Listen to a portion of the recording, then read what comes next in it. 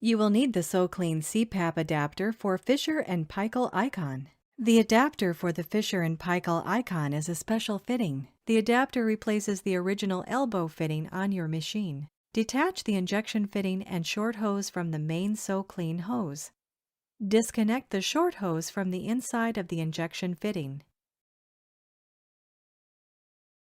Install the short hose to the stem on the inside of the new Icon adapter. Connect the main hose from the Soclean to the stem on the outside of the Icon adapter. Detach the original elbow fitting from the back of the Icon CPAP.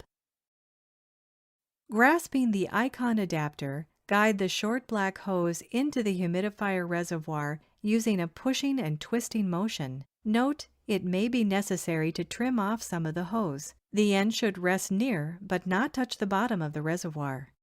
Snap the adapter into place. Connect your CPAP hose to the new Icon adapter.